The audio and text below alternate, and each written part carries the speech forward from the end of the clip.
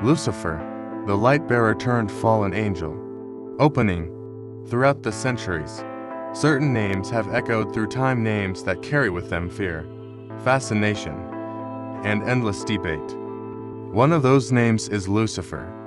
Once described as the bringer of light, now remembered as the Lord of Shadows, a fallen angel, a deceiver. But who was he? Truly, was he always the embodiment of evil? Or has his story been reshaped, retold, and rewritten across the ages? Tonight, we embark on a journey through ancient texts, medieval theology, Renaissance literature, and modern pop culture to uncover the many faces of Lucifer, the angel who fell. Part 1. The name and its origins. The journey begins with language itself. The word Lucifer comes from Latin, lux meaning light, and fer meaning to bear or to carry. In its earliest usage, it was not sinister at all. It referred to the planet Venus as the morning star, the brightest celestial body before sunrise, the bringer of dawn. In ancient Roman poetry, writers like Cicero and Ovid used Lucifer casually to mean the morning star. It was a symbol of beauty, heralding a new day, not a demon lurking in the shadows. So, where did things change? In the Bible, specifically Isaiah 14:12, we read, "How you have fallen from heaven, O day star, son of the dawn. You have been cut down to the ground, you who laid the nations low." Many modern scholars agree this passage originally mocked a Babylonian king, likely Nebuchadnezzar, or one of his successors. It compared his fall to the fading of the morning star. The Latin Vulgate translation rendered day star as Lucifer, and from that translation, a legend was born. Part 2. The Fall from Heaven. Over centuries, as Christian theology developed, that passage from Isaiah began to merge with other fragments about Satan, the serpent in Eden, and the great dragon cast down in the book of Revelation. Medieval theologians painted a dramatic story. Lucifer was no ordinary angel. He was one of the most glorious, radiant beings in heaven. He was said to lead choirs of angels, his wings shimmering with the first light of creation. But pride took root. He desired not to serve, but to rule.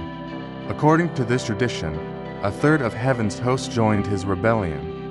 War broke out, a war not of swords, but of will. Archangel Michael, whose name means "who is like God," led the loyal angels to victory. The result? Lucifer was cast out, like lightning falling from the sky. He became the adversary, the accuser, the tempter, Satan. And with his fall, the bright morning star became a symbol of defiance, a fallen light swallowed by darkness.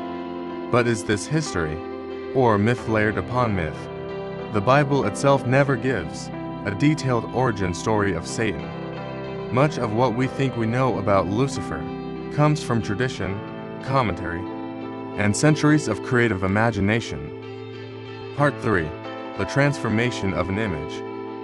What makes Lucifer fascinating is not just the idea of a fallen angel, but how that idea has evolved.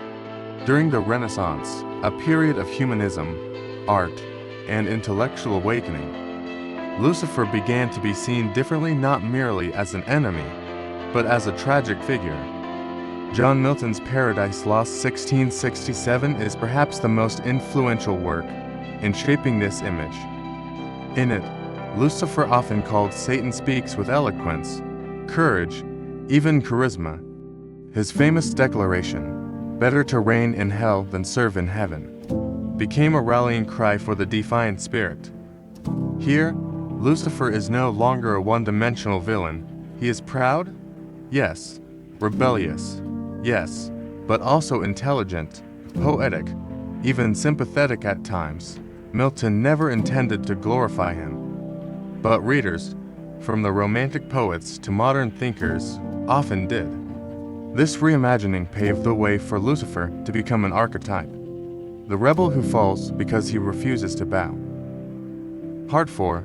Symbolism in Philosophy and Culture. By the 19th and 20th centuries, Lucifer had transcended theology. To romantic poets like Byron and Shelley, he embodied the misunderstood genius, the one who dares to challenge tyranny, even divine tyranny. In esoteric traditions and occult movements, the name Lucifer was sometimes invoked not as a devil, but as a symbol of enlightenment, forbidden knowledge, and intellectual rebellion. In modern culture, the name lives on everywhere. Television shows like Lucifer portray him as a suave nightclub owner. Comic books depict him as a charismatic anti-hero. Video games render him as a winged, flaming overlord. Each portrayal reflects its time, our fear of absolute evil, our attraction to power, our complicated relationship with authority. Part 5. What does Lucifer teach us?